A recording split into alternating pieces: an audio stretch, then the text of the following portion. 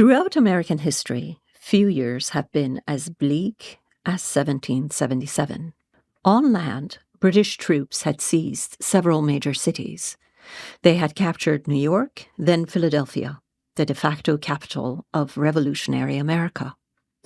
Washington's battered army retreated to Valley Forge, 40 miles northwest of Philadelphia. Of the 11,000 soldiers in the army, a third were, quote, unfit for duty by reason of their being barefoot and otherwise naked. In his letter to the Continental Congress that December, Washington warned that unless conditions changed, the army would face one of three outcomes: starve, dissolve, or disperse. At sea, the picture was even bleaker. The Royal Navy dominated the Atlantic seaboard. Independence had exposed America's greatest vulnerability. The British Navy, that had protected American ships until 1776, had turned into their mortal enemy. American vessels were now exposed to attack on the open sea. The absence of an American Navy was not only a threat for American ships and their crew, more importantly, it was a threat to American survival, as it depended heavily on maritime commerce. Besides, the United States had yet to have treaties with other nations that guaranteed access to foreign ports. Without a navy or treaties, American trade had nearly come to a halt. At that desperate hour, recognition by another sovereign would be a lifeline for America. And it came not from Europe, but from a North African kingdom more than 3,000 miles away. In Morocco, Sultan Sidi Muhammad ibn Abdullah welcomed American vessels into his ports, becoming the first foreign sovereign to publicly recognize the United States. Yet, the generous overture went entirely unnoticed by the founders until years later. So the story of America's first friendship is also a story of neglect. While looking exclusively toward Europe, the United States overlooked the first nation that stood by it.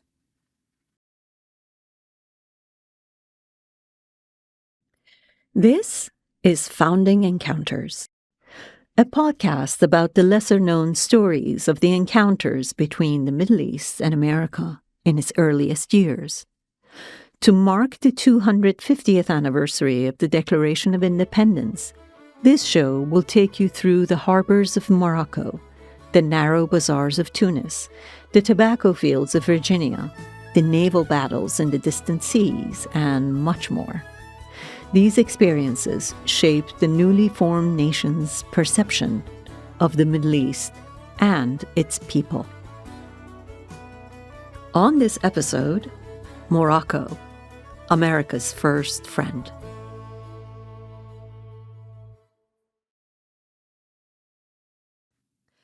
The Sultan's name ran long, as royal names often do. Sidi Muhammad ibn Abdullah al-Khatib of the Alawi dynasty, commander of the faithful. He was as much a soldier as he was a scholar. Born in Fez, he had studied Islamic theology and law. By 1777, the Sultan had already reigned over Morocco for 20 years. There is so much that is ambiguous about the Sultan. According to his enemies, he was a grim, squat man with mismatched eyes. According to his friends, however, he was tall and charismatic. But this much is clear about him. During his first 2 decades on the throne, he transformed Morocco. He led the nation out of a long period of chaos and unrest that had ravaged the country for decades. He restored stability and then did more. Unlike many of his predecessors, Muhammad III turned deliberately outward. With the goal of expanding trade with Europe, he developed the city of Essaouira into a thriving Atlantic port. He negotiated treaties with Denmark, Sweden, Venice, and Britain. He welcomed Christian merchants into Moroccan ports and relied on Jewish merchants to conduct international trade. For him, power came from commerce rather than conquest. Every ship entering his harbors brought customs revenue into the treasury. Trade enriched Morocco and strengthened the Sultan against his rivals at home. Meanwhile, across the Atlantic, the American Revolution raged on. To many European rulers, the patriots were insurgents whose survival was far from certain. France had not yet allied with the Americans. Spain, wary of encouraging revolts in its own empire, refused to engage. The Sultan, however, recognized what many European courts still hesitated to admit. From where he stood at the edge of the Sahara, in a Muslim kingdom outside the sphere of Ottoman influence, the United States was not a nation of rebels to be dismissed, but a potential trading partner. Having endured French attacks, declared war on the Dutch, and faced British naval blockades, he likely took some satisfaction in America's determination to free itself from European domination. Besides, for a ruler who was always looking to elevate his nation's standing among nations, being the first to recognize the United States must have seemed as an unmissable opportunity. It was his ambition to turn Morocco from a peripheral North African kingdom into a serious global player on the Atlantic. But the same Atlantic had become a dangerous passageway for American ships. North African pirates ruled the seas. An American captain of a commercial ship could load his vessel with goods, tobacco, timber, or rice, and sail from the port of Boston or Baltimore. But as the coastline disappeared behind him, somewhere off the Iberian coast or near the Strait of Gibraltar, he would often be met by dozens of fast approaching sails charging towards his ship. The crews lost more than their vessels. If they did not lose their lives in battle, they lost years languishing in captivity. They were paraded through port cities in chains, stripped of their clothes and dignity. They were put to work in homes, fields, dockyards, and aboard ships. The lucky ones were freed for ransom. The others remained enslaved. It was during this dire time that the Sultan offered his protection and opened his ports to American ships.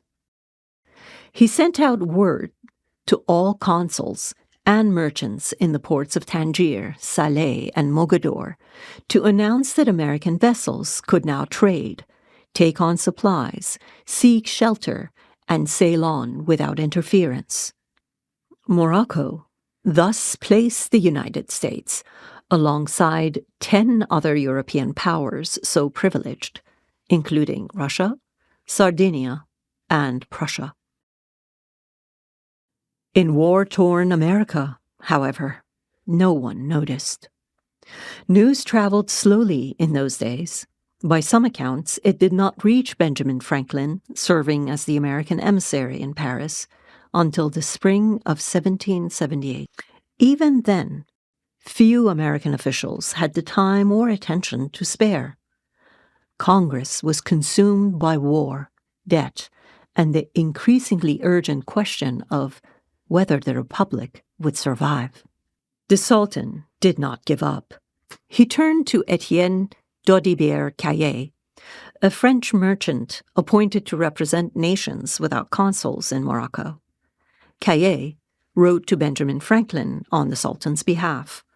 When no answer came, he wrote again. Still no response. At last, in September 1780, almost 3 years after the Sultan had issued his original decree, Samuel Huntington, the president of the Continental Congress, reported receiving a letter inviting the United States to trade in Moroccan ports.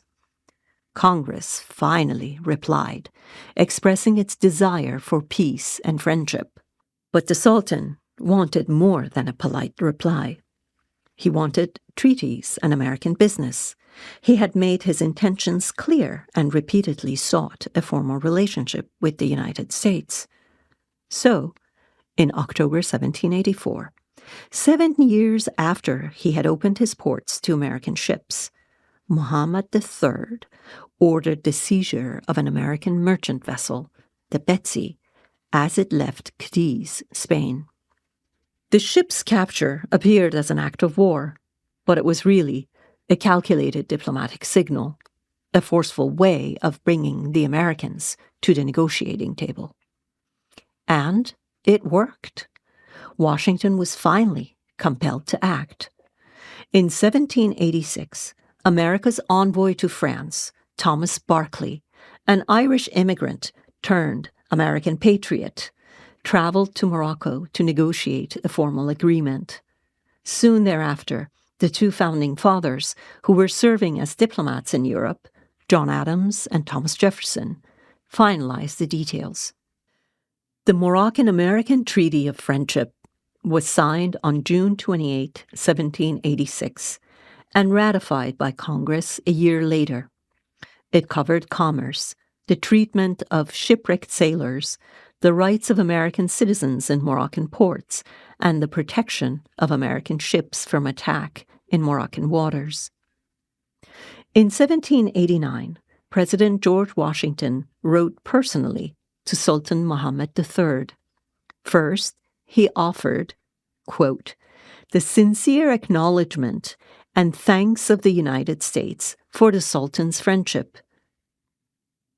Then he praised, quote, the encouragement which your Majesty has been pleased generously to give to our commerce with your dominions has made a deep impression on the United States. The Treaty of Friendship remains the longest-running diplomatic relationship in all American history. It has survived despite the tumults of decades, the Barbary Wars, the French occupation of Morocco, the 2 world wars, and the Cold War. In Tangier, the American legation still stands, the first property the United States ever owned abroad.